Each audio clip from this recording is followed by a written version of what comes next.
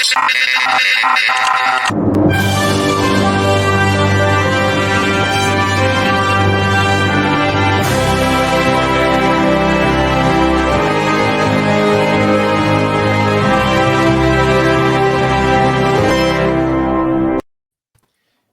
and welcome to another episode of Movies That Make Us. I'm Jake. I'm Tracy.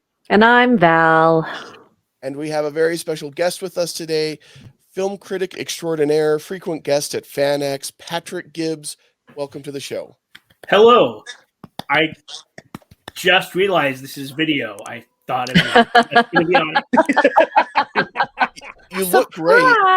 You look great. Thanks. I was going to say the same about you. Your hair looks fantastic. Thanks. And Tracy's got a bad case of hair envy. He's always commenting on our guest's hair. Well, I want him to feel comfortable and welcome. It has nothing to do with the fact that I got nothing up here. Come on. Just on the outside. Plenty inside up there. Yeah. Thank you. Plenty of hair on the inside? Well, no. Just not nothing on the inside. An ingrown scalp. It's inverted. I see. Yeah, that's all. Yeah. That explains a lot of the controversial opinions that you have sometimes, Tracy. It's all true. A little hairy in there. Yeah. I've had enough of your harebrained schemes, Mangum. It does give a whole new meaning to harebrain. I like that. Patrick, tell everybody a little bit about what you do and where they can find all of your stuff before we jump into the crazy. Sure. I am the film critic for SLUG Magazine. You can find, that's Salt Lake Underground Magazine. You can find print copies in the finest coffee shops around the Salt Lake area. But my stuff you'll find on the website, www.slugmag.com. I publish usually between 3 and 5 reviews per week, intermixed with interviews with industry professionals, whether it's actors, directors, cinematographers, what have you. In the past few months, I've interviewed Denzel Washington,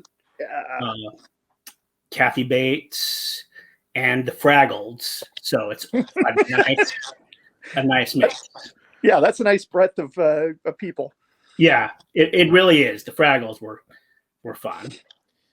Well, we anticipate being that same caliber of conversation as those guests or those interviewees that you just talked about. Denzel Washington, Fraggles. Yeah, we'll be on that same level for sure. The Fraggles are really tough to compete with, but Tracy. All right. Well, that's awesome. We are so glad to have you here, Patrick, and especially because today we're talking about the Oscars. So about a week from when this episode airs, the Oscars will air and they'll announce all the winners and everything. So we are looking at the Best Picture nominees today, as well as Best Animated Feature, because there's something a little different in the animated feature category this year that we want to discuss.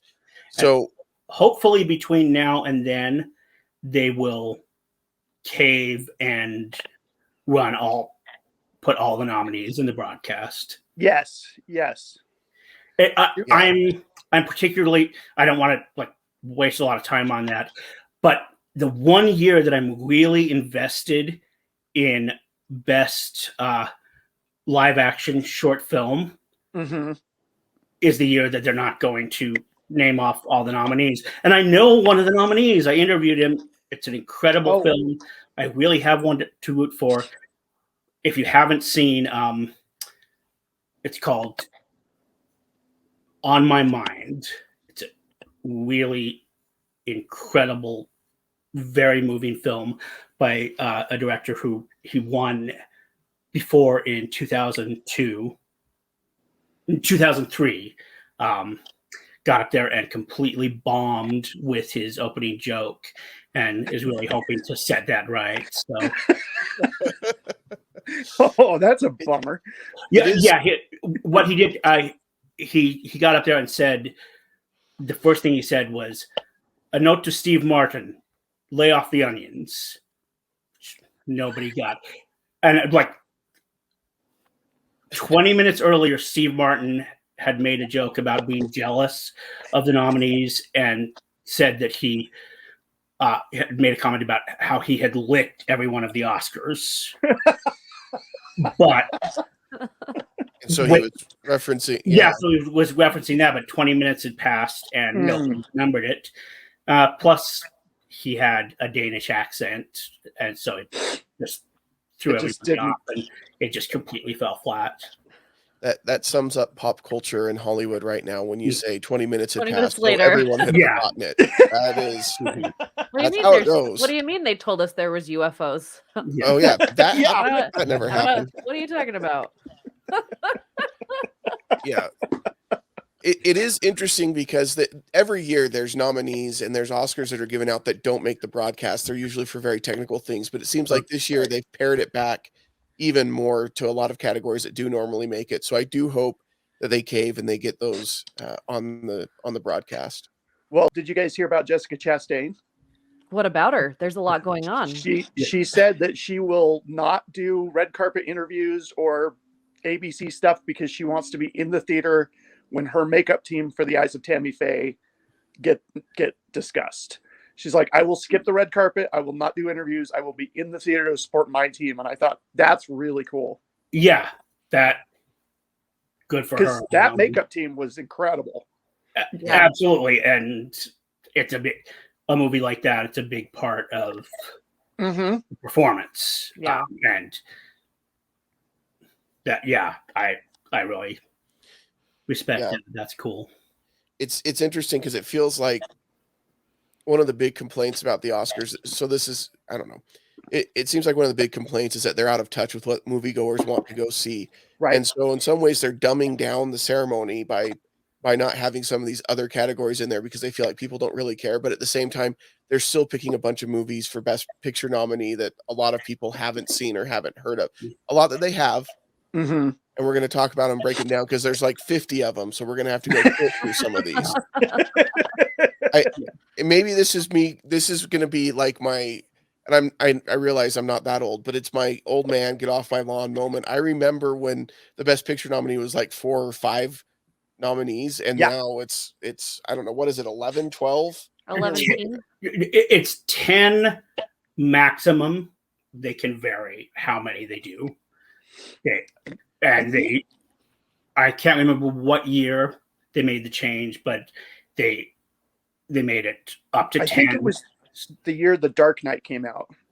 Yeah, I believe it was the year after Dark Knight. Oh, that's it. Yes, you're correct. It was to try and allow something, the possibility for something that people had actually seen. Yeah, I mean, yeah. I mean, I think this year, most of them are pretty seeable movies. There's only 2 that I think that don't really belong there, but it's not because they weren't out of touch or out of reach for me. I think that there were less like what we'll use the technical term artsy fartsy films in there this year, but we'll get into what we think should have been in and what shouldn't have been in. And recently I was at the LDS Film Festival and I had to do a panel on what makes a critically acclaimed movie. And that's really hard to discuss as a critic because we all have a different idea of what's critically acclaimed. But I did want to bring it up. There are movies that I voted for, and Patrick, maybe this is something you can say as well, for the Critics Association this year for Best Picture, but not necessarily, those movies aren't necessarily movies that I would watch all the time. There are movies that I really, really enjoyed this year. And then there are movies that I think are worthy of nomination for an Oscar or an award. And so there's a difference there. But I do think there was one movie, and I'm sure you guys know what it is, that I think should have been nominated because it was really good and it made a crap ton of money. Yep. And it came out on digital download on Tuesday this week, on the 15th. So bought it. And that'll be interesting to discuss because I feel strongly that it should not have been nominated. Ooh, here we go. I like the film a lot, but I don't think it should have been nominated. Yeah, so we'll get into that. And All then, right. and then we'll Well, delete Patrick from the show. At least it's just from the show, Patrick. It could be worse as far as the deletion goes. So, all right, let's start with the nominees for Best Picture. We're going to start with this one because I'm sure it's one that Tracy wants to talk about because it's his favorite man crush of a director, Guillermo del Toro, Nightmare Alley. Yeah, this one, out of the group, this one was probably my favorite. Shocker. Yeah. I feel like We're talking about this is probably his most mature work. What is Not that he's happening been over in there? we're talking about Guillermo del Toro man crushes. There you go. Here's my Patrick Jaeger, Gibbs. and here's my amphibian man. So we have a couple of big Yes. Del Toro fans here. So we're at least I half like a fan. him. I don't have a man crush on him, but I like him. Yeah. I just know everything he touches Tracy loves, and so I'm sure that this was no exception. All right, yeah. I thought it was Go real. ahead. I thought it was. So I think this was a week, Patrick, that we had watched at least 7 movies in the theater when we watched this film. Yes. And this is a really long film. Yeah. It is, I think, a beautiful film. Like you could turn the sound off and I could just watch it because, and I think in my review I put it's just like butter. Like it's just I just really wanted to watch it. But for me, the movie as a whole was too long and a little bit boring. But I do think there were parts of it that were magnificent, but there were like 5. There's a lot of other movies that to me were too long and a bit boring. So That was 2022. Let's make our movies too long. I mean, I'm gonna get lynched saying this. For me, I think Nightmare Alley was too long. I have gone through. I've watched the movie. I think I've seen it 3 times. Now, I specifically know where I would make the cuts. That being said, for me, it wasn't any more overlong than Spider-Man, and it was a lot less overlong than the Batman. Neither of those movies got nominated, though. So we're talking about the long. But we're going to be talking about nominated. I was going to say long and a little bit boring. Based on Tracy's evaluation of the Batman, that's his kind of movie. Long. Wow, you are coming out guns blazing against me today, buddy. Well, it's just because we're starting with this one. I'm sure it'll soften as we go. We'll see. No, the interesting thing for me about Nightmare Alley was that like Val said, we did see it in a year, in a week. It felt like a year where we had seen a lot of films, and it was challenging for me because I don't want to get into details, but I was going through something. Just say I had a family member who was missing, who later turned out. That's right. My condolences. Yeah. She was found, and it didn't turn out well. But the point is, I was not in a mood for dark, and it still managed to pull me in. I think probably less so than it would have at another time, but I ended up I had to watch the screener a second time before I wrote my review because there was so much to take in, and I saw it a third time, so it really grabbed me. It's a beautiful, just intricately shot movie that the design is absolutely incredible. Tracy, have you seen the black and white version? I did. Yeah. Actually, like the next day I watched the black and white version because I'd never seen it. I'd heard about it, but I hadn't seen it. And it's interesting because it's such a different film. I would be interested in, I haven't seen it. I always have mixed feelings about when they do that because for me, the point is to shoot in black and white or not shoot in black and white. I'm not crazy about the idea of taking a film that was specifically shot for color, designed for color, and then taking it out. It may look great, but it's still not. It's not the point of take Belfast, for example, was very specifically shot for black and white, and isn't going to look as good in color. So I haven't gotten around to seeing the black and white version yet, but I will eventually. I'm curious about it. But for me, everything about it technically is magnificent. The acting, honestly, I think Bradley Cooper's performance is better than a couple of the Best Actor nominees we got. I think he was extraordinary. It's an all-around just terrific film. I also think that it's an interesting example of the way the landscape is changing, because you pretty much had to subpoena people to see this in the theater. Yeah. But if Nightmare Alley had been a limited run series on Netflix, HBO Max or something, it would have been the event that everyone was talking about. That's a good point. That's a really good point. And I think it would have, for me, I think it would have been a little more powerful that way. I agree with the acting. I mean, I think just how they really created some very intricate backstories into these characters, and so many characters, and we didn't get lost, to me was amazing. Because each character has its own little dark hole that we're delving through, and I really enjoyed that. But I think, making it a limited series to me would have been, I mean, even better in my mind. But again, as a film, I'm like Tracy. I know exactly kind of what I would cut out. But the police station scene is one of the scenes that I would cut. Yeah. There's just a few, like there was a few times that I thought the movie was like ending, and I'm like, oh, it's not. It's still going.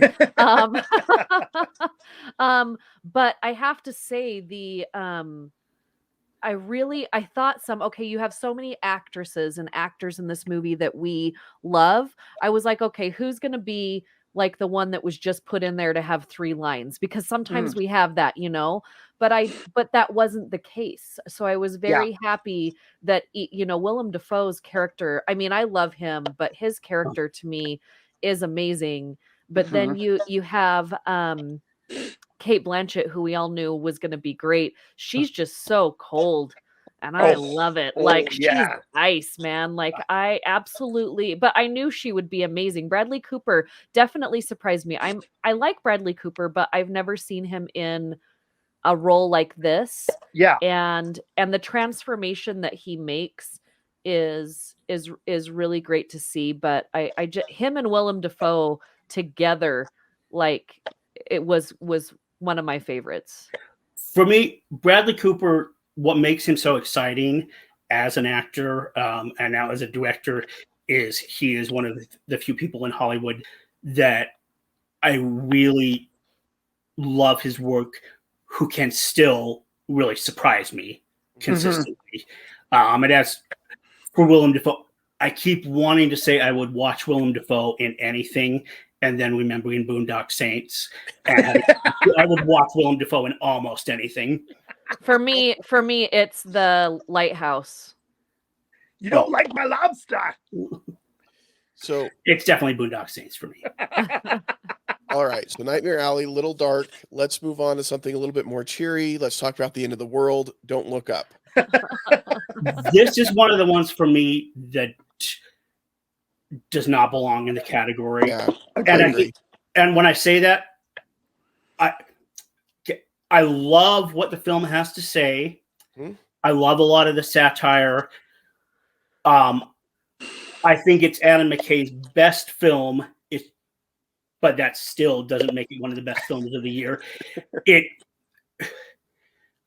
Has anybody seen any of Winning Time yet? his new I haven't yet. NBA Yeah. series. You know, my pet peeve with Adam McKay is when he's making the bank one. What was it called? I'm drawing a blank. Christian Bale. Big Short? The Big Short. You know, with that one, there's a certain degree of that's a really complex subject, and kind of the approach of we are going to just flat out talk straight to you to get this through to you because let's be honest, nobody understands this.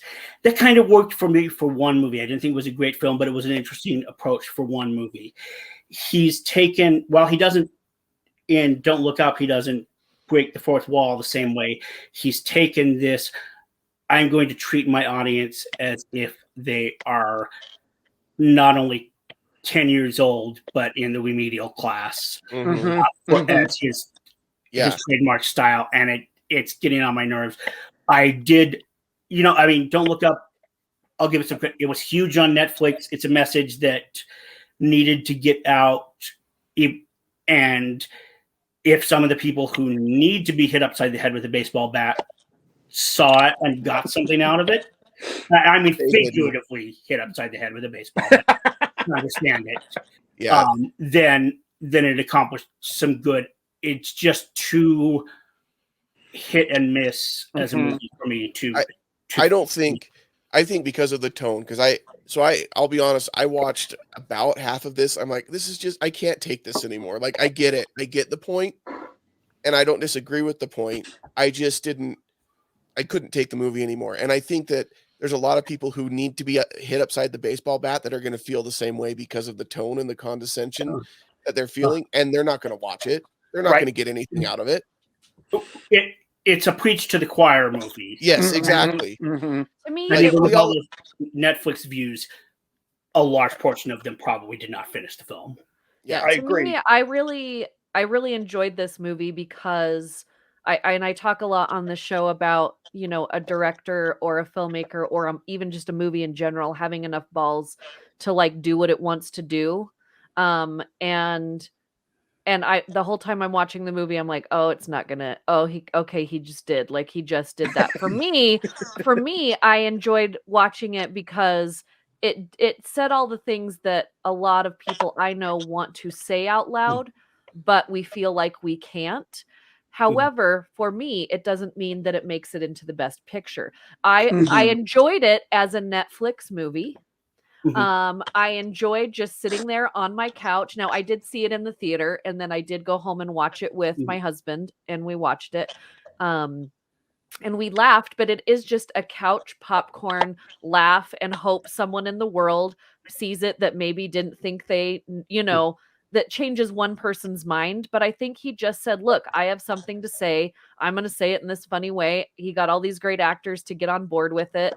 There are parts of the movie that I'm just like, okay, like that's a little too much, but I liked it because it had enough balls to do what it wanted to do.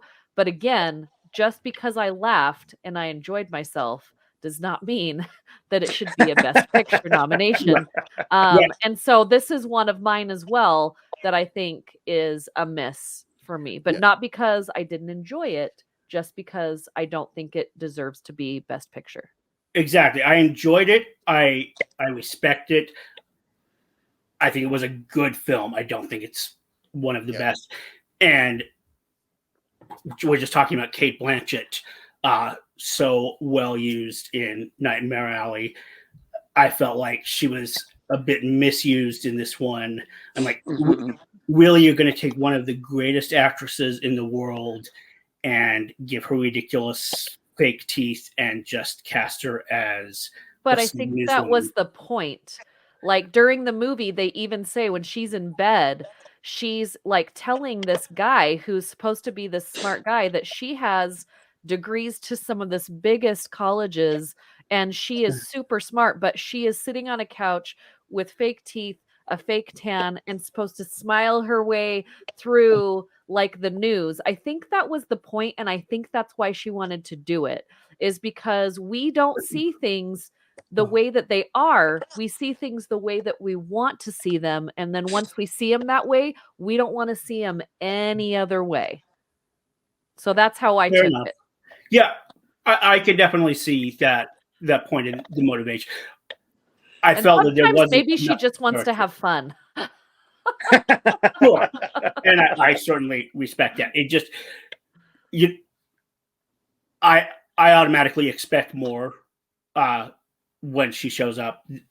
Not in terms, I don't think she could have given a better performance. I expected more for her to do, but for me, that's where I described the movie as being kind of a weird mashup between Doctor Strangelove and It's a Mad, Mad, Mad, Mad World. And the Mad, Mad, Mad, Mad World element is you've got all of these characters where it's just like, we just want to fit in this star right down to the fact that it's a Leonardo DiCaprio movie. Let's bring in DiCaprio 2.0, which is Timothy Chalamet, who I thought was great in the film. You know, all of them give strong performances, but it was overloaded with characters purely for the self-indulgence of having as many stars as possible. But I really like the film. I just don't think it's Best Picture quality. So, speaking of Timothy Chalamet, let's move on to the next Best Picture nominee and talk about Dune. Sorry, we're moving through these quick. I apologize. Oh, we have to. Breakneck speed here. There's so many to go through. I don't know if I would say that it's so hard with this one because it's really only half the story. So that's a little difficult. I think Denis Villeneuve is probably the only director that could have pulled this off. It's very intelligent, very it's very paced. It's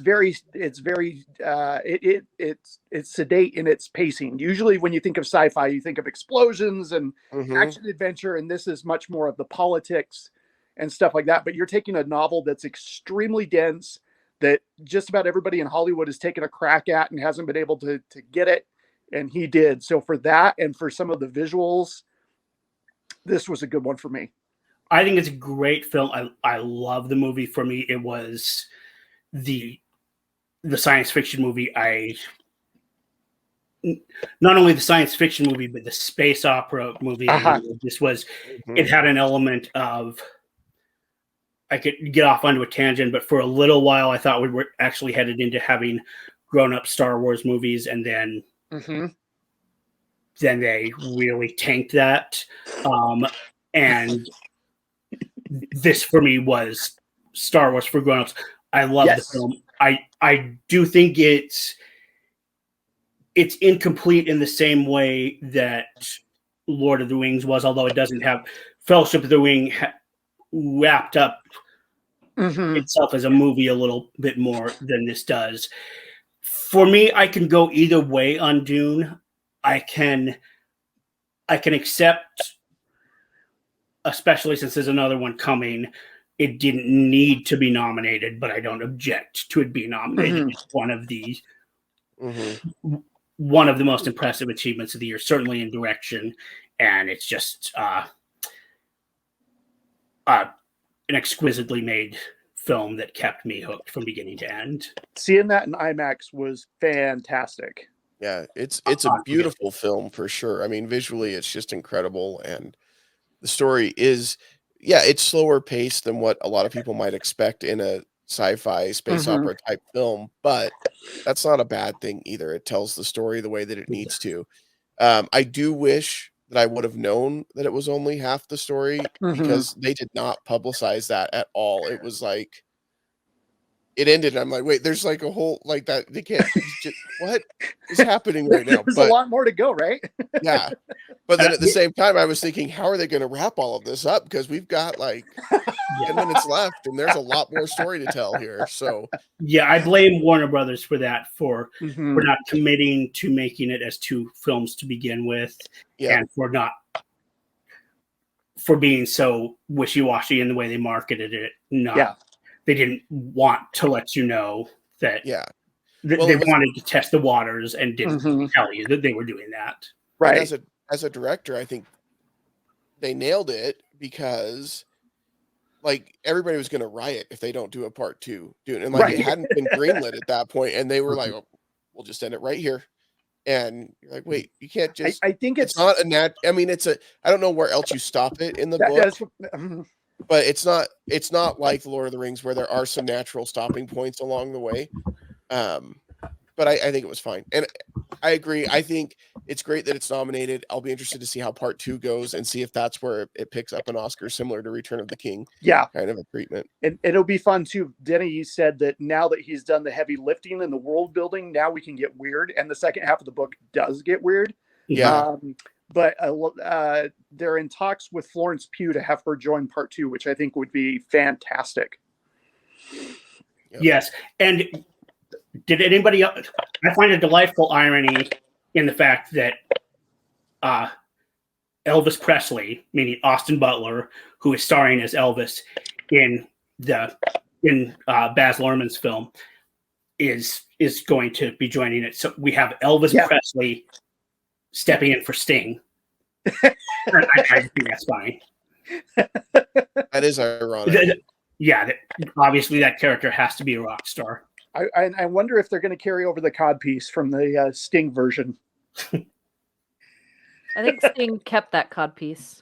He probably did. He wears it on Tuesdays. I thought the movie was fine. I'm similar to you guys. I think that I'm not angry that it got nominated. But if it didn't get nominated, I wouldn't have rioted. I think there's a lot of good things about the movie, but it's not one of those movies that I'm like, oh, it's on. Should I watch it? No, I'm not going to watch it. Like, it was fine for me. I enjoyed watching it in the theater. I saw it 3 times.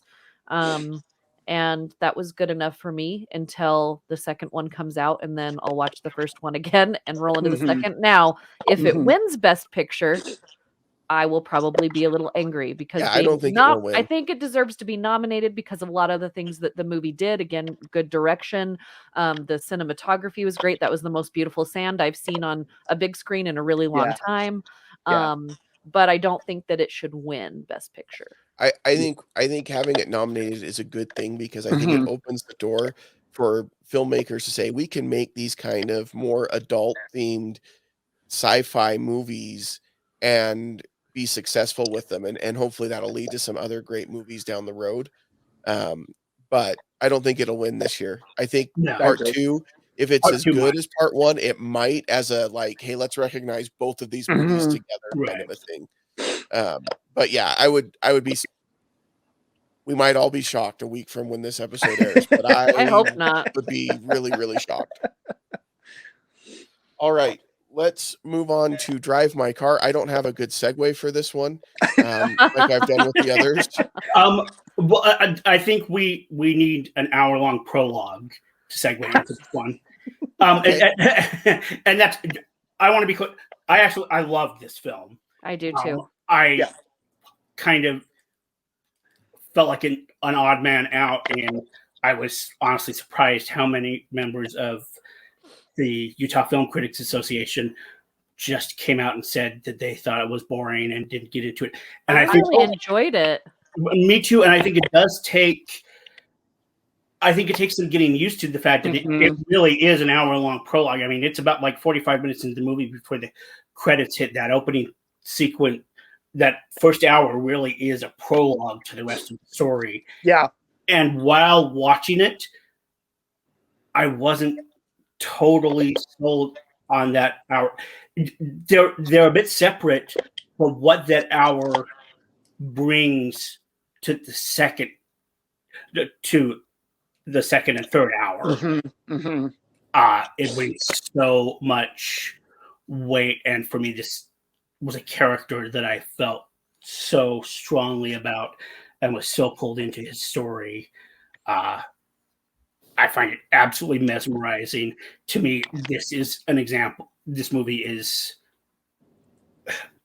the movie that I will point to demonstrate to me that there's a difference between length and runtime. That you can have a 90-minute movie that is an absolute chore to sit through, and one like this, and that it doesn't have to be an action film. That, I mean, you know, people don't complain if a superhero movie is really long. If it's a big budget special effects extravaganza, Right. It being long.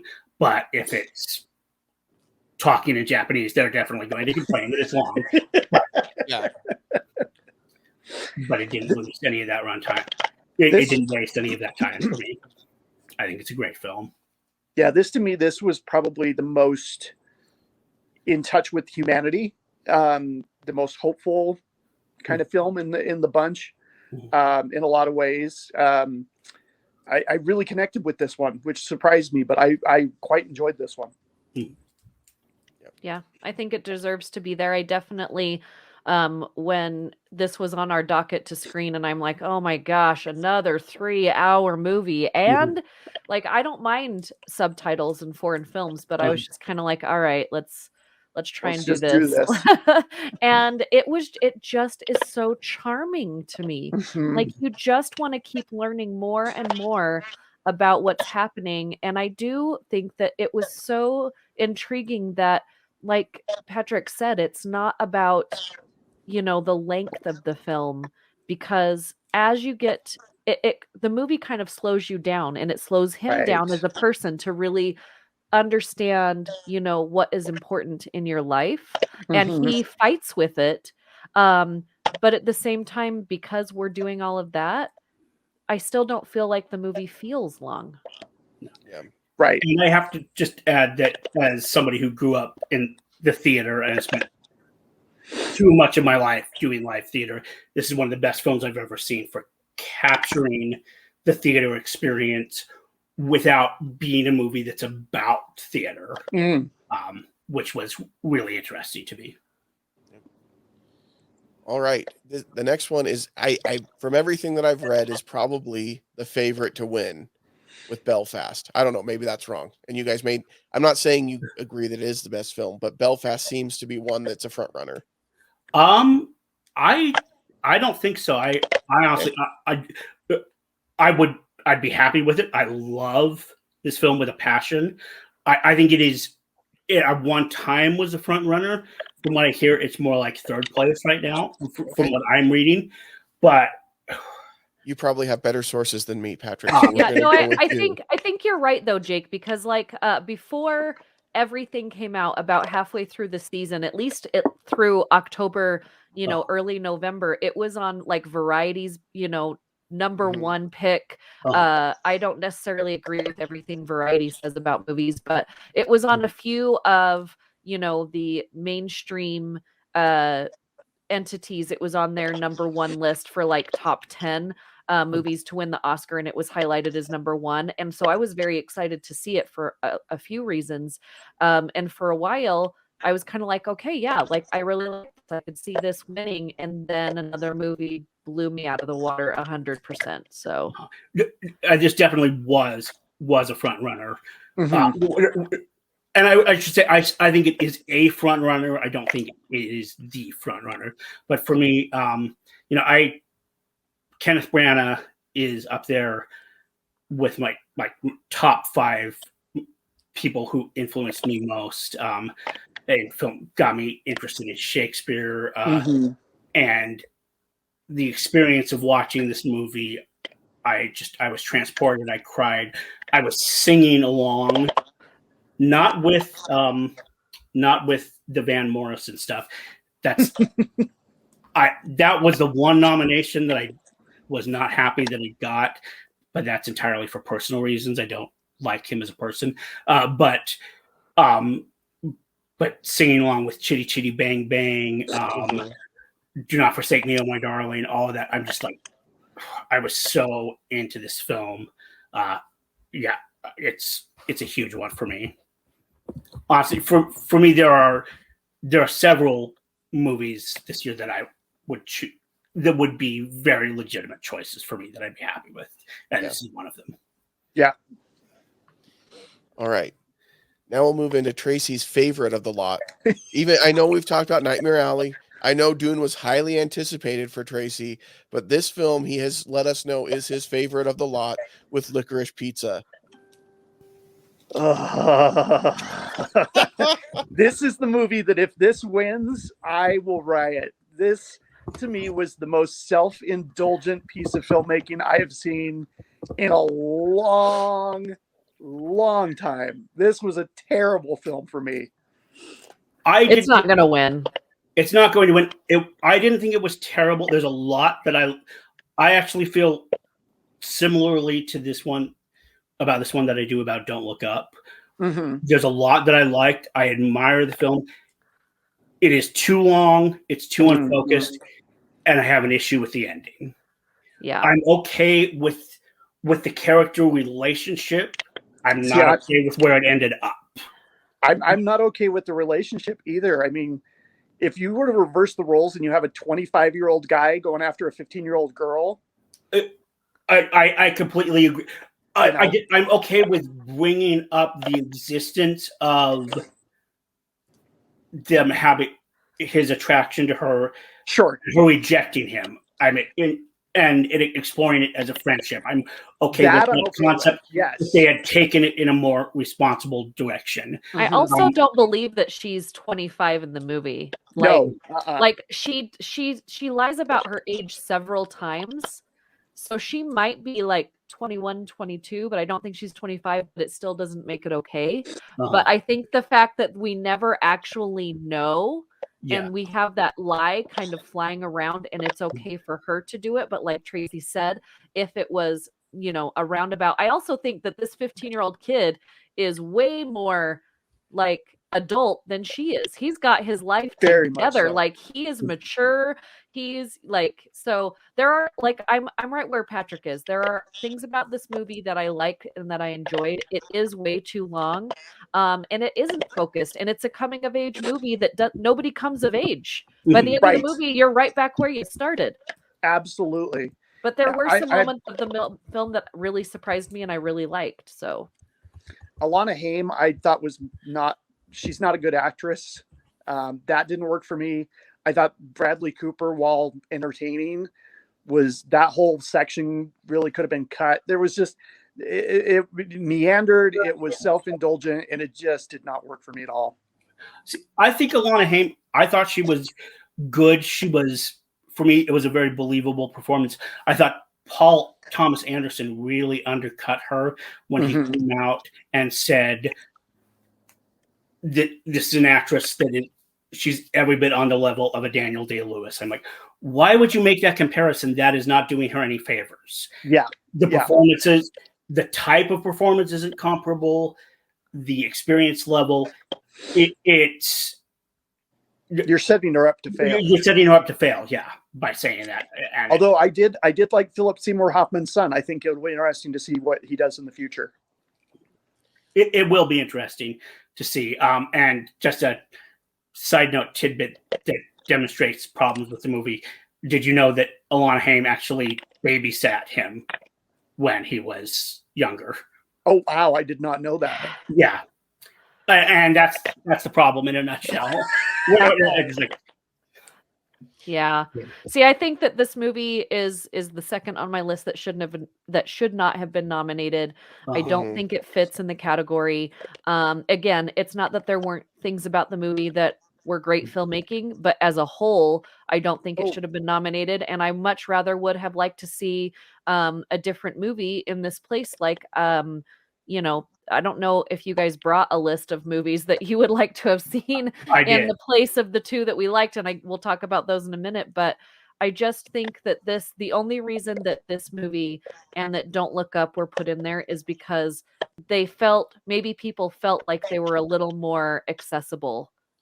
Yeah, but really they missed the mark. Both. And Hollywood loves them.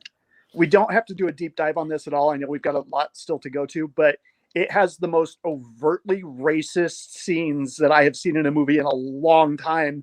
That to me was there for no reason. There was no reason to have those. I know what you're talking about. The Chinese completely restaurant took me out of the movie. Yeah. To me, those were so last decade. There was the kind of humor that, and it's a topic that I will not go on for hours about, but I could, about how part of the problem that we're into these days is that the first 10 years of the century, we had this mindset that humor, and as a comedy writer myself, and an improv comic, I definitely got into it. We had this strong mindset that the essence of humor was, oh, you can't say that. No, you didn't go there. And we pushed that so far, and now we're paying for that, and having to backtrack. And those, for me, I laughed at some of that stuff in Licorice Pizza. I think John Michael Higgins is a brilliant comedic actor. I agree. It did make me laugh, but in a way that left a bad taste in my mouth and made me feel guilty about doing so. And I ultimately felt like, why is it there? Yeah. It just felt so unnecessary and just out of the blue. It completely took me out of the movie. I had to pause it. I was watching it streaming. I'm like, wait, what? All right, so we'll move from Tracy's favorite to another of the front runners with The Power of the Dog. I believe it's between this one is one of the two. Yeah, most likely to win, and I think it's a great film. It's an example of a movie that's a disconnect between audiences and critics. This is not a movie that audiences are going to hugely get into, but it is such a captivating, artfully done movie that is just, it blew me away, and I couldn't stop thinking about it. I carry my little Anthrax keychain that Netflix sent me with me everywhere I go. I just think it's a brilliant film, and quite frankly, I want to see this, or either the film or Jane Campion, and I think Jane Campion will win, but Sam Elliott has his head so far up his ass that his mustache must be tickling his throat. And I want to see it win something big, just out of spite for him. That might be one of the most sublime quotes we've ever had on this show. Wow. All right. And I like him. I have a lot of admiration for him as an actor. I like his other stuff, his earlier stuff, but not this. I mean, just please tell us how you really feel. Like, don't hold back at all, Patrick. Okay. This is my pick for Best Picture. I brought this movie up on the show several times. The first time I saw this movie in the theater, I didn't know that I liked it. I was actually a little bit angry at the movie. And like I've said before, we walk outside the theater and the studio reps are looking at you to say something amazing about the film or whatever. And I'm just standing there like, I'm going to need a minute. And it took me about 3 days. I mean, I did say something, but it took me about 3 days to really digest the film. And I'm so glad that I got to watch it again before I wrote my review. And then as soon as it was, streaming, I watched it again and again, because it's one of those movies that you watch it, and the more you watch it, the better it gets, for me. And because there's so much subtlety to take in, that it's brilliant. And I don't know if that's my microphone clicking, because I feel like every time I talk, like it clicks. I'm sorry. I don't know. I can try muting. But people. This is Best Picture. It's an absolutely, it's a very worthy candidate. I think it is probably the right choice. It's not my personal choice. It's probably my second. It's one of my top 3 choices. I would be very happy if it won. Yeah. All right. West Side Story. Steven, this is your friend Steven, has a film nominated this year, Val. Good friend, which is not new for him. He's had a few films nominated in his life. What are your thoughts on West Side Story? let me just.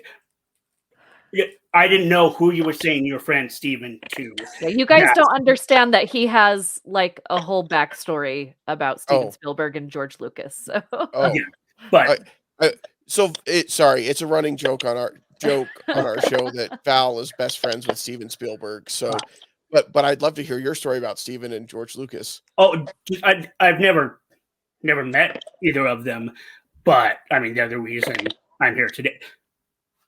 When I was 7 years old, I saw Raiders of the Lost Ark in the theater, my twin brother and I, and from that moment, we knew we wanted to be archaeologists. We found out that archaeologists don't kill Nazis, and then we decided we wanted to be filmmakers. So, I mean, my entire life, we have a statue of Steven Spielberg upstairs. We have, I mean, my brother is even more off the deep end than I am in the fact that he owns multiple copies of 1941, and that one I'm like, you're taking it too far with that. The fact that we own Raiders of the Lost Ark in every existing format, that one is great. 1941, I don't feel the need to own multiple copies of it, but he's really really off the deep end when it comes to the collecting. But yeah, Spielberg is a god to us. Yeah. And so the thing about this film is that he managed to still surprise that this late in his career he could. I mean, as a gigantic Spielberg nut, I have to admit that I spent like a year thinking, why is he? I know he's always wanted to make a musical, but is he really? I feel like this one is an indulgence piece that I just wanted him to move on to the next one. And then it turned out to be something so amazing. And honestly, from there, I'm going to try and be quiet because I feel like I'm doing way too much of the talking. You're the guest, man. Yeah, we wanted to hear from you today. So we're glad I appreciate that. But I also feel like you directed this question at Val and I jumped in and took the whole thing. It was to the group. So we're good. I mean, yeah, I felt the same way. I went to film school where I went to film school because of two specific people and him being one of them, even though he didn't actually attend the film part of that school. But like he's the reason I went to film school, just watching his movies. And I love West Side Story. And so when I saw that they were remaking it, I was just like, all right, why are you remaking this? And then they put his name on it. And I was like, all right, well, like he, except for one movie that will remain unnamed. And we don't talk about that one. We don't talk about that movie. We just call it Bruno because we don't talk about it. Other than which, that's another one that we really differ on. I know a lot of people like this movie that we're not talking about, but like for me, I feel like for every movie that Steven Spielberg has made, he's had a reason for making it, and I feel like that movie we don't talk about, he just made it and he phoned it in. It didn't suck if you didn't read the book, but I just felt like he phoned it in. There was nothing truly special about it. For me, yeah, we won't. Yeah, for me, it's the book. I like to pretend that the book didn't exist. Everything that Tracy said about licorice pizza was how to talk about the book. Wow. All right. So, but yeah, so when they put his name on it, I was like, okay, well then he must have a reason to want to make this film. And when I watched it, I was just so happy. Like, if this movie won over Power of the Dog, I would also be okay with it. But I really do think that Power of the Dog is something that I haven't seen, and I have seen this movie. Not in this way. I do think that Steven Spielberg did a fantastic job for like what him and his cinematographer did for the choreography of this film. I keep talking about over and over, but also the coloring of the film. But I also think what he did in changing some of the scenes and some of the tone of the story was really fantastic for me. He changed it enough for me in a good way that I felt like it was important to remake the movie, so it was justified. He made Tony an interesting character. Yes. Yeah, he did. Yes. He did a great job with Tony. And so I did not grow up watching West Side Story. I had seen it growing up, and it was one that I think because of the age that I was, my friends and I would kind of make fun of. I think we had to watch it in school one time because we were talking about Shakespeare, and they're like, "Oh, this is Romeo and Juliet for the modern day," and we're like, "This is not the modern day for us. Give us Leonardo DiCaprio. That's Romeo and Juliet for the modern day." Just kidding. But we would make fun of the gangs, right? Because they were dancing and whatever, and the snaps and everything else. Yeah. This film changes that perspective for me 100%. Like to me, it was grittier. It was harder hitting. It was just so well done. I walked out of it like I just watched a really good movie that I have no desire to go back and watch anytime soon because it was just so heavy, which is okay. Well, and I do think, to give credit to the original film, the time that movie was made, it broke so many barriers, and it probably seemed heavy hitting to them at that time. For me, I don't know that it felt super heavy leaving it this time around, but I felt so content with everything that was done in the movie. I loved the messaging. I loved the changes. I loved the music. I loved the dancing. I loved the camera angles were like my favorite. I could just sit and watch the camera angles all day long. But for me, I actually felt a heavy lifting because I was like, thank you for actually bringing up like the rape culture in, and I know that is like weird that it didn't feel heavy for me as a woman, but for me, I was just like, thank you for like putting that out there. But then for Anita to be like, or Rita to say the things that she said in that moment to those boys, because those boys weren't bad boys, right? Yet they were living in a culture that was fed to them that they thought was okay. And she said, "You don't do this. This is not okay." And they felt the shame and they left, and it was a learning moment, and it wasn't okay, but it was so fantastic that it was brought up because it was in the movies that came out when this original movie came out. That was clearly okay, right? It was clearly okay. And now some people still think it's okay in specific situations. Right. But that scene for me was like, especially as a female, and a female that sits in a room with a lot of men a lot of times and just feels like I have no way out unless I just smile my way through this. That scene was amazing to me. Amazing. And I just felt the heavy actually lift off of me as like thank you. Yeah. And I think he's the first director to be nominated in 5 decades for Best Director. Yeah. So props to him. Yeah. Yeah. All 5 the past 5 decades. Incredible. Yeah, he's done some things that are pretty all right. What I don't like, though, is that people are like, of course he's going to get nominated. Like, it's just, well, he makes good movies. Yeah. He doesn't get nominated he for all doesn't of get them. nominated He doesn't all the get time. nominated for all of his movies, but he should get nominated for this one. Yeah. This So, like, is a it's not a deserving throwaway. nomination. It's not a throwaway. Like, don't be jealous that he's just really good and works really hard at what he does. Like, that's he gets Employee of the Month more than you do because you show up late to work. Does not mean that this person's a bad person. Yeah. Exactly. All right. Well, speaking of kings, because he's obviously one of the kings of cinema, let's move into King Richard, who is not one of the kings of cinema, but anyway. Will Smith. He's the Fresh Prince of filmmaking. I'm actually listening to his book right now, and I have to say, if you have not read or listened to his book, Will, that you should, because I've learned a lot, and I'm just really excited to be listening to it. So, cool. I mean, I really, for me, I love the fact that this was a Will Smith movie that I could walk out of without feeling like I wanted to set myself on fire, which is something that hasn't happened in quite a while. Seems like a low bar, but that's it is a low bar, but when Suicide Squad, well, I mean, is that really his fault? Okay, but I mean, it's not just Suicide Squad. There's also Wild Wild My point West. is, Suicide Squad is actually one of his better films in like 8 years or so. And I mean, Suicide Squad was better than Bright. I could start a religion devoted to hating 7 pounds. That's All right. but the point.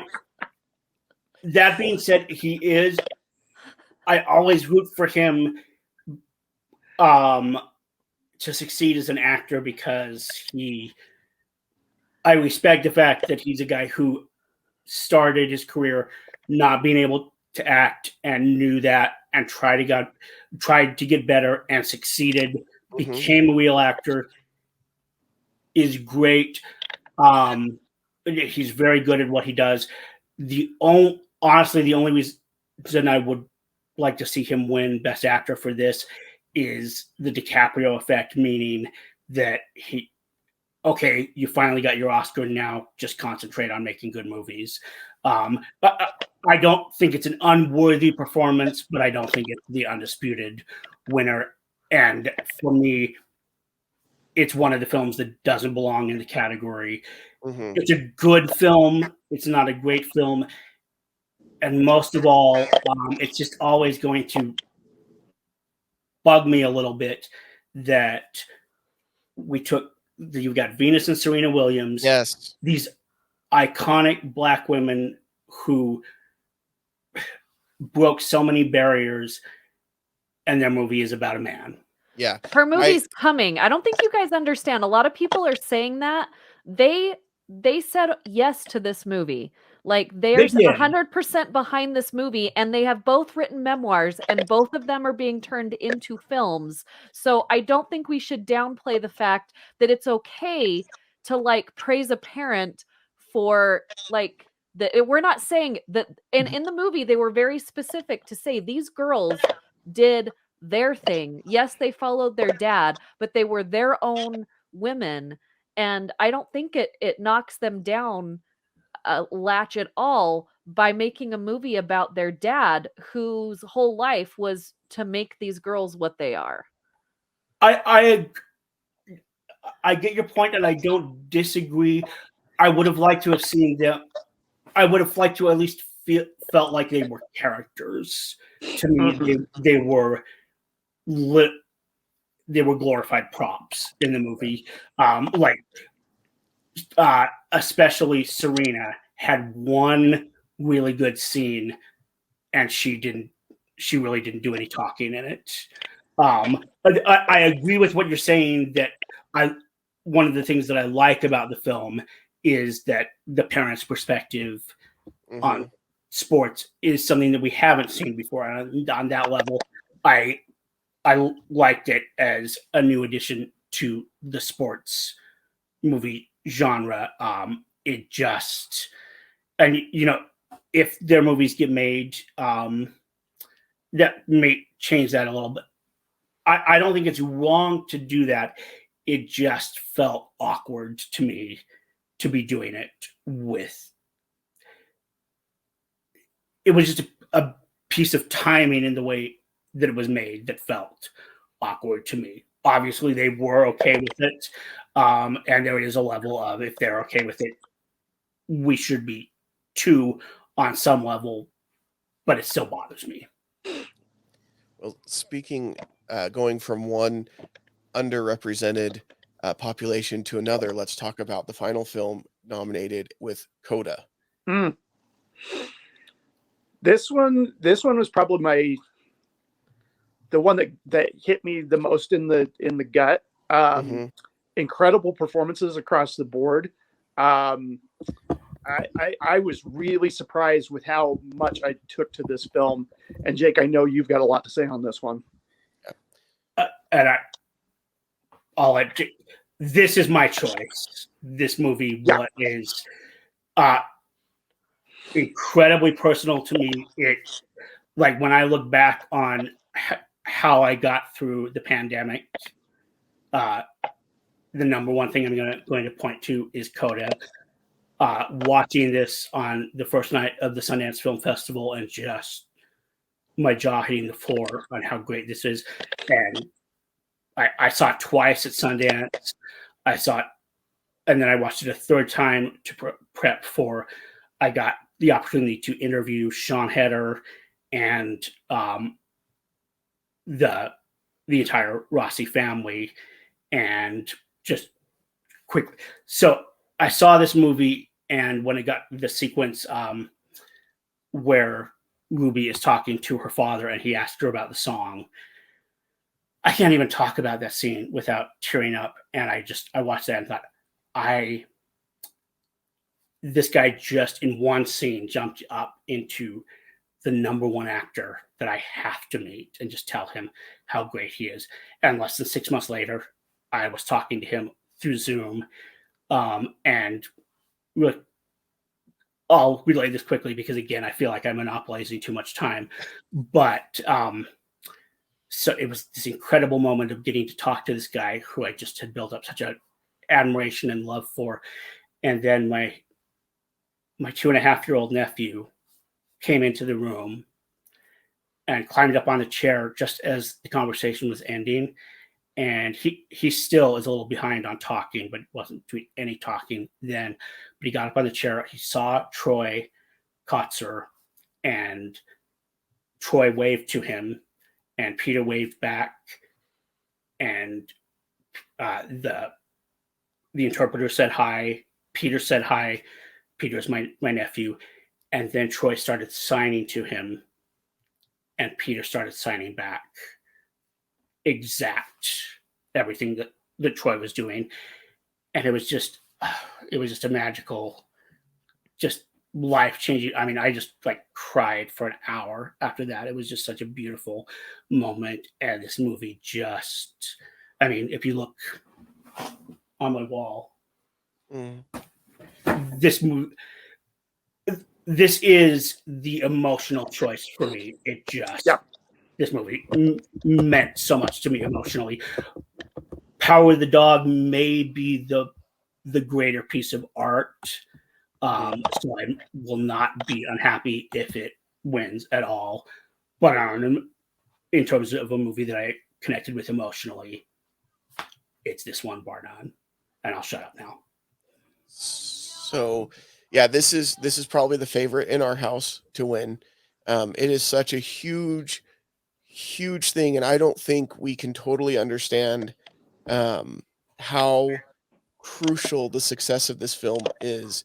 No, you talk about Troy Kotzer, who's an amazing actor and has been an amazing actor for a really long time, but now we're finally talking about him because he's playing a character in a movie that's getting a lot of recognition. I think, you know, before this, when we talked about actors who were deaf, we talked about Marlee Matlin. You know, and with good reason. She's an incredible actress, but there are so many other talented performers. When my son was a lot younger than he is now, he wanted to get into acting, and he's done drama at school and things like that. But we always, it was always kind of that thing of where do you go as a deaf individual who wants to act? There are these indie films and things like that. To have something like this where on the big screen, and now it's getting so much recognition. My son participated in a national drama festival for deaf students from deaf schools all across the country. And Daniel Durant, who's one of the actors in this film, was participating in that. He unfortunately wasn't there in person, but he was able to via virtual means send a message to him and things like that. And to see there's us on the screen, movies like this and A Quiet Place and things like that that are starting. We're seeing more and more of them. It's just huge. And if this wins Best Picture, that just opens up so many opportunities for so many talented performers. There's so many stories to be told that we need more of in the mainstream culture. And so, yeah, we are, I've got 3 kids who are deaf, and we are 100% wanting Coda to, if it could sweep everything, we would be happy with that. But this was just such a genuine representation of deaf culture in regards to hearing culture. I'm not a Coda, and my kids aren't Codas. We're the opposite of that, right? We're parents of deaf kids, and that doesn't make a very well easily to pronounce. Podek. but those struggles are real, like going to a doctor's office and when they don't have an interpreter and we have to pinch hit and interpret, like that's a struggle. Finding ways to make things accessible and like all of that's depicted so well in this film. Yeah, it's a great film. I would Yeah, love to see it win. I hope it yeah. wins. If I was it glad won when it over won, Power of the Dog, I would be be so happy. yeah, so happy. and it did win at the SAG Awards for Best Ensemble, which was their big Yes. award. So we'll see. Yeah. I definitely think there were, I watched this movie 3 times. I didn't get to see it at Sundance, so I'd been hearing about it and hearing about it.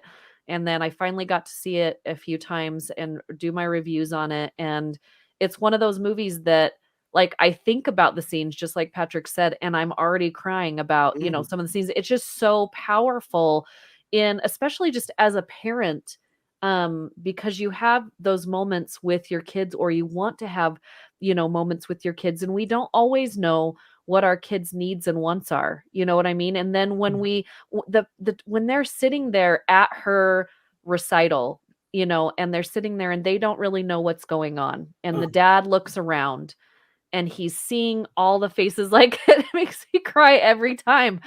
But like it's just so powerful because it hits you in a way that I am not deaf. I don't have that issue, but I am a parent. I have that issue. Like I am a parent, and realizing that sometimes we don't listen to our kids no matter what. Like they could be telling us something over and over and over, and we just don't. Sometimes we don't see them, sometimes we don't hear them. And in that moment, he saw her. You know what I mean? Like he saw everything she wanted him to see about her, in the eyes of other people. And to me, that was such a powerful moment, that the way that they made us as an audience really feel like we were part of what was going on is very powerful filmmaking. Because sometimes I'm at a movie and I'm just watching it and I'm like, it was a really good film to watch, but I don't feel like I am in the movie or I'm a part of what I'm seeing. And I think Coda was one of those that you actually feel like you're a part of what's going on and you feel everything they're feeling. I also think the comedic parts of this film are brilliant. So brilliant. Like you just don't see it. Comedy is very hard. And I know we always see dramas as best picture, but there was so much comedic just timing in this movie that was so great. It's amazing, and that was one thing that Marlee Matlin felt really strongly about, was the comedy that she was like. When I did speak with them, she was actually getting a little annoyed that everybody was dwelling so much on the dramatic aspect, like without talking about the comedy. So the comedy was actually a big part of why I did this, but I agree. I think what sets this movie apart is that I saw all of these other films. I experienced Coda, and I was inside the film, in a way that I can't even describe.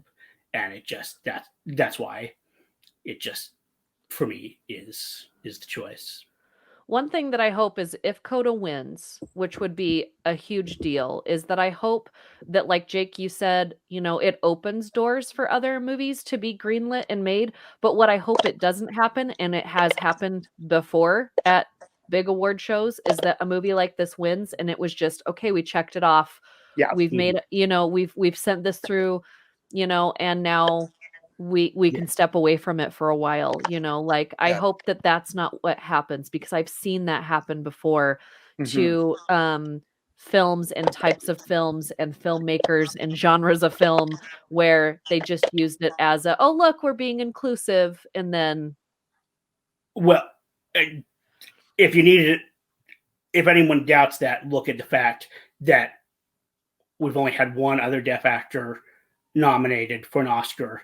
Yep. And it was the wife, the actress who plays the wife of this guy. And 20 years later, yeah, exactly, we get another nominee, and it's not even far removed enough that they went to the same person and brought her in, and she found the other actors. That's how how quickly we say, okay, we've dealt with this, and then move on. Yeah. And I want to see. I was telling Val and Jake about a movie before we started recording that I just saw a film from Finland called The Blind Man Who Did Not Want to See Titanic, that starring an actor, Petri Poikolainen, who is blind and paralyzed from the waist down because of MS. And it is a beautiful, mesmerizing, hilarious, perfect film that I really want to see. It's a prime example of the kind of movie that I would hope opens doors for. It's going to have an even harder time because it's a foreign language film, but yeah, that one's on that's my what list. I want to see is movies like that. We want to see more, not okay, we got you off our backs, we were inclusive, now let's enough about the deaf people. No. Well, and I think it's important to I hope that this isn't just a check the box situation, and there's always that risk that it will be, but I hope too what this really highlights is, if you've got a character who's going to be deaf, or you've got a character who's going to be blind, there are talented performers who are deaf or blind. That is who should be hired for those roles and do those roles. And so hopefully that, I don't know, I hope it opens doors. I would love to see it win. I felt all the emotions watching this. I loved how the director did such a great job making sure that when the performers who are deaf were signing and things like that to each other, that you saw them signing. Happens so much in shows where, we've got sign language in it, and then they like cut away halfway through the sentence of whatever they're saying or signing, and you're like, okay, see, now we can't see it anymore. So we've got to go back to, and they didn't do that in this film. It really let them shine, and it was just really well done. And that's where I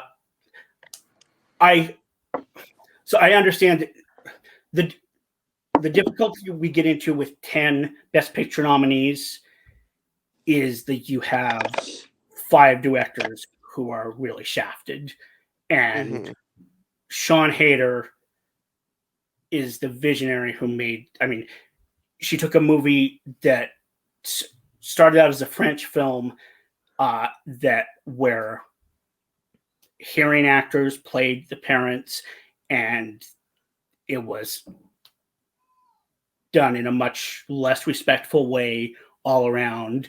The movie was seen as kind of making them the butt of the joke, and she turned it into this incredibly meaningful film.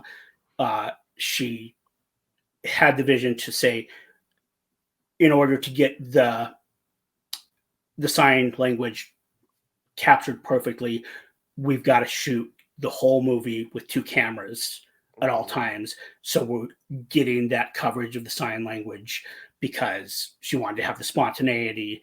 And when you think about how hard it is to get dialogue delivered exactly the same way every time in any movie, doing that in sign language, when she's giving them freedom to bring their own spin to it. She's so deserving of a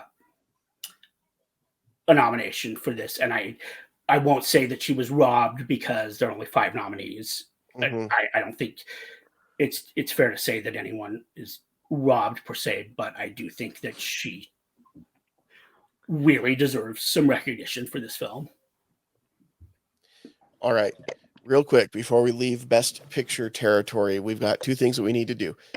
We're going to go around real quick. Everybody say your pick for Best Picture, and then if there was a film or films that you feel like should have been nominated, and then we'll go from there. So Tracy, your pick, and if there was something you felt like should have been nominated that wasn't. On an emotional level, I'm hoping Coda wins. On a technical level, I'd lean towards Nightmare Alley. I'd be happy with either one of those. There's a movie that I absolutely loved that I felt definitely should have gotten more recognition, and that's Tick, Tick, Boom. But we've talked about that in the past. All right, Patrick, what about you? First two parts, except Coda is the emotional pick, technical pick. West Side Story is the secondary emotional and technical pick.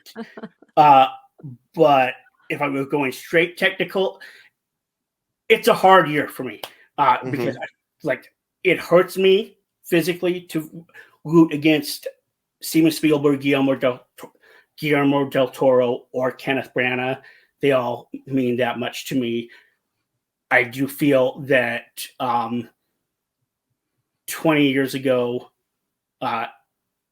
Jane Campion had to go up against Schindler's List, and she also ran against Schindler's List. So I think there's something poetic about that, and it's an extraordinary film. So I'm going to say emotional pick, Coda,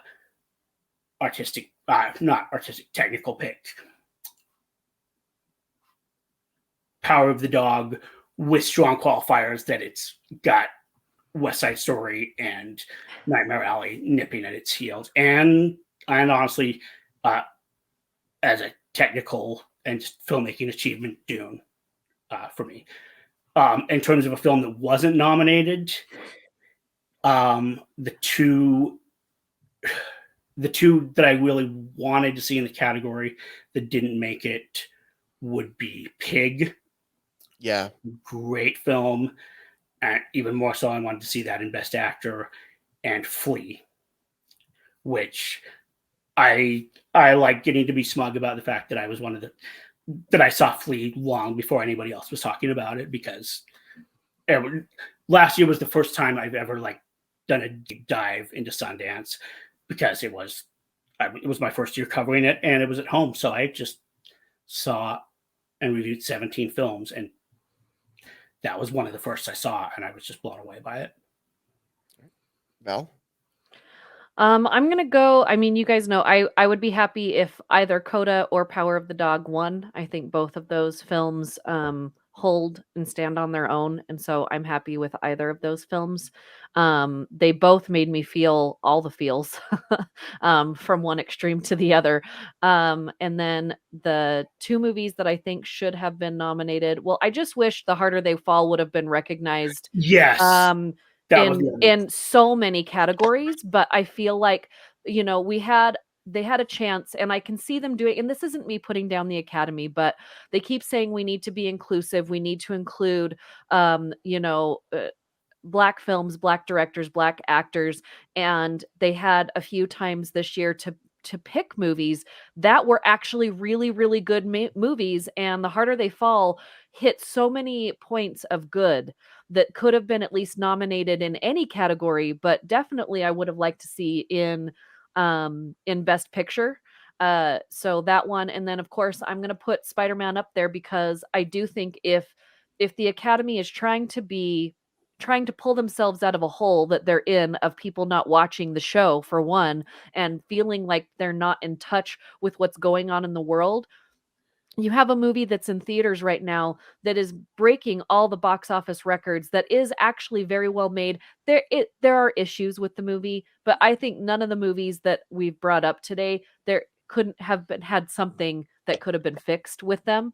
But for me, you have an opportunity here to pick a movie that is well made and that is relevant to so many generations, to bring people back to liking the Academy and watching the Academy Awards. It should have been nominated.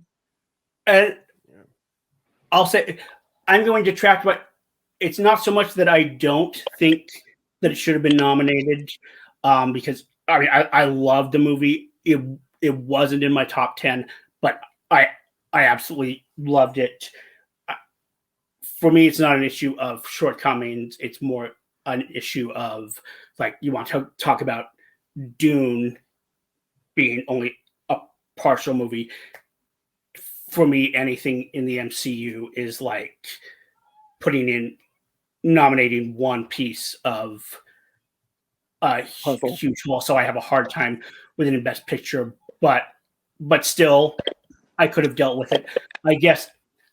So my kind of contrarian view on this whole thing with the Academy is I agree that the Academy needs to be more in touch. I also have a pet peeve with people who whine, and already I shouldn't have used the term whine, that's too attacking or negative, but I also feel that moviegoers will complain endlessly, well, the Academy's out of touch with us and they don't ever pick the kind of movies that we like. But I tend to hear that from people who will not open up their view of what movies are to a wider range of.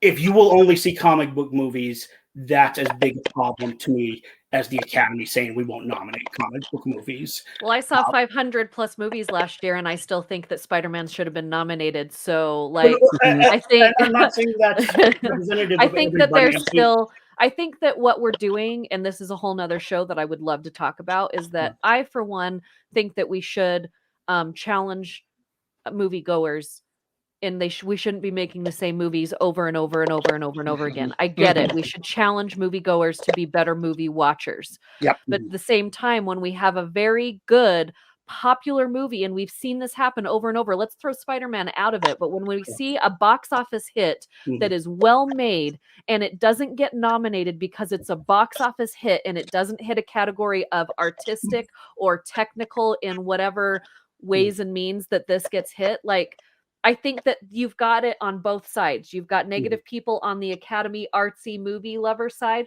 and you have people on the outside which feel like we've got to bring it in the middle. And the only way we can do that is have a movie like Flea and have a movie like Spider-Man in the same category to say this is the vast area of what a good movie is. See all these movies, they all fit in that category, and we're recognizing them. Whether it wins or not, great, but we should recognize that these movies are good. I completely agree with you there. And the funny thing to me is I think that ultimately the larger issue that has to be faced, just as a reality of a cold hard fact, is even if somebody as obsessed with movies as I am, I just don't care anymore about spending 3 hours of my evening watching people get dressed up to give awards to each other. And I think that the Oscars has cycled out of being interesting to people. In the old days, when the Oscars were a product of a time when movies didn't come into your home, you didn't have the glitz and glamour of all of that, and in the age when half the movies are premiering at home, I don't think that the Oscars as a show can survive relevance much longer. I think that as an awards, as giving awards, that they should go on, but as a show, I don't think they're savable personally. I think that they. So we've gone from one extreme at the beginning of the episode talking about we need all of the nominees to be on the show to now saying let's just get rid of the show. Patrick, you're all over the place. I am a contradiction on there because part of me does feel for them that they're just trying to make the show more marketable. I think they're doing it the wrong way, but I think in the end it's a catch-22 because ultimately I grew up watching these awards and I will still watch it, but every year I feel like why did I really care to watch that? And I just feel like in the end that's the way it's going to be, and maybe it needs to be something that's aimed more at just in terms of the show. Yep. It needs to be aimed more at the industry rather than the public. I do think that the public needs to be more engaged and included in the type of films that are celebrated. And Val, I couldn't agree with you more about The Harder They Fall. That was actually going to be the one that I mentioned, and I forgot. For me, that was there are a couple of films that I specifically would have that are nominated that I specifically would have put Harder They Fall in above that, and across the board, it deserved some major nominations. So, like any good Oscar acceptance speech, we have run long on this episode. I can hear them playing the get off the stage music as we speak. And But I we will need never to- be invited back. No. No. We've no. invited you We- to a long we- episode. We knew And that this also, was gonna like the run long. Oscars, we have done this to ourselves by having so Yeah. many nominees in the category and things like that. So, we do need to talk about Best Animated Feature just briefly. We're not going to go into Yeah. each one like we did with the Best Picture, and that's fine. But mainly we want to talk about Flea. And here's the question I'm going to pose, and I'm going to let everybody answer it. Do you think, I mean, Flea is very different as far as the other, you look at the other nominees, you've got The Mitchells versus the Machines, you've got Encanto, you've got Luca, and Raya and the Last Dragon. So, and really everything that I'm seeing, and Patrick, again, you have better sources, so you can tell me if I'm wrong. Everything that I'm seeing is that it's a 3-horse race between Encanto, The Mitchells versus the Machines, and Flea. Is that fair? No, I would agree that that's the case. Yeah. So, go ahead. I just have to say, for me personally, Raya and the Last Dragon is a really unsung gem. I love that film. It's one of my favorite movie. Disney films in a long time. Honestly, I prefer it to Encanto, but I've only seen Encanto once, and I've seen Raya multiple times. Yeah. So I can't. I live with 3 girls, 2 of which are between the ages of 9 and 10. And so we have seen it 547,000 times in our house. So you're balancing out. Yeah, we're balancing out. So here's my question. Flea is also, I believe, nominated for Best Documentary. Is that? And foreign language film. And yes. Foreign language film. And I think it's going to win Best something. But do you guys think that it is going to beat out Encanto and Mitchells versus the Machines and win Best Animated Feature? Or do you think they're just going to give the nod more one of those other 2 categories, or maybe both those categories, because it is just so different as far as animated features go? Honestly, and I really don't want to be right about this, but this is my prediction. I believe that one of the maybe the big upset of the evening is going to be that being nominated in all 3 categories, that there's a feeling of given for this, not that, and it walks away without winning. Yeah, I could see that. The nomination's its own award, basically. Yeah. I had a really hard time because I really enjoyed Flea, and I thought it was a very interesting way to bring such a deep story to storytelling. I think that if it wouldn't have been an animated film, it would have been really, really hard to watch because it's just so emotional and so many things going on. So I really praise them for bringing a story like this into the animated world. And I think it's just one of those things that it's going to be hard to change, because when I do look at the animated feature, I look at something that is more along the lines of Encanto, or there were so many animated shorts at Sundance this year that I just enjoyed so much. And like, I loved Luca, I loved all of the animated movies in this category. I think that if it wins in the animated category, it's going to open, at least I think it will open the doors to have more animated films in the drama sort of animation to be, or documentary drama to fit in that category. And it won't always be, is it going to be Disney, Pixar, or DreamWorks that wins one of these categories? Because that's pretty much when it has been for the last however many years. That doesn't put down the fact that I think Encanto was a very, very good animated movie with a story that needed to be told, that I think gets overlooked by the fact the music is so much fun. But it talks about immigrants, and it talks about a mother that has to flee with her children to a place where she feels safe. Like, there is a lot of things that go on in this movie that we just don't want to talk about because we don't want to talk about Bruno. But for me, I hope Encanto wins. That doesn't put down that I don't think Flea was a good idea. If Flea wins, I'm not going to be angry about it. But I do hope that if Flea wins in this category, it wins in all 3 categories and makes history, because it's a big deal that a movie that has this story, that is this genre, that is a foreign film, had this much sway on so many people, because it is a very, very well-told story that needs to be heard. Yeah, and it's sad because the animation genre has so much depth and breadth to it. When you really get in and study it, there's so much unique stuff and stuff that you can do that you can't do anywhere else in cinema. I like the fact that I'm a Disney guy and I love Pixar, but I like the fact that we can help broaden what animation is and can be. Yeah, absolutely. And just the very last thing is I'm going to say is that both taking Encanto and Flea, those are both films that would be totally legitimate Best Picture nominees. Yeah. And in general, I really want to see more openness to the idea that why do we have to put animation in such a narrow niche and say it's a different thing, and some of the best movies ever made are animated films. Yeah. And Mitchell versus the Machine, I want to throw that out there. Again, great story.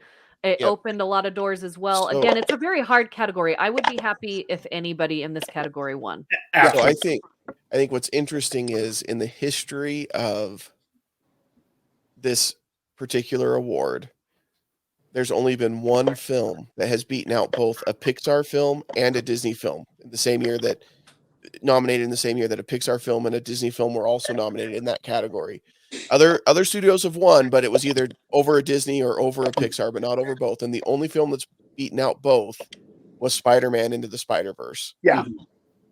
And there's something in common with Mitchell's versus the Machine, and that's Lord and Miller being involved in both of those. And so it is a dark horse. I would love to see it win, because I do think it's a little bit more original than what we've seen in Encanto. Not that I didn't like Encanto, but I think Flea. I want Flea to win something.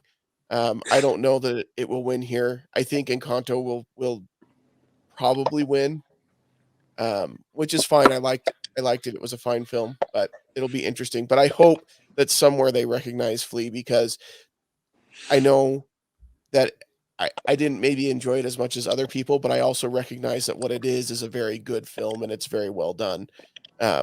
So it'll be interesting to see what happens on March 27th. That's when the Oscars air. You can watch all of the whole show if you want, or you can I'm going to give you a life hack here for the folks at home. This is what I do. I read the results the next day, and then I go back and watch clips for the films that I care about and the awards that I care about. Exactly. And in the YouTube age, that's it.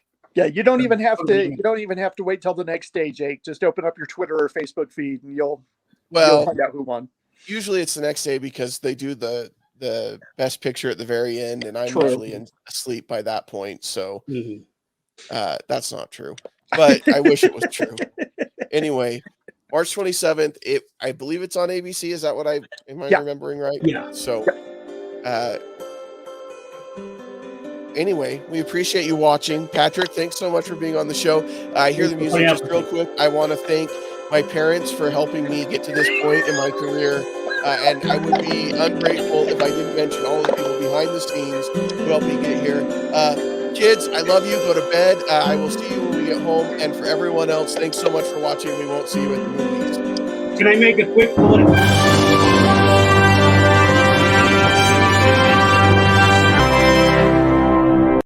This has been a Stolen Droids Media production.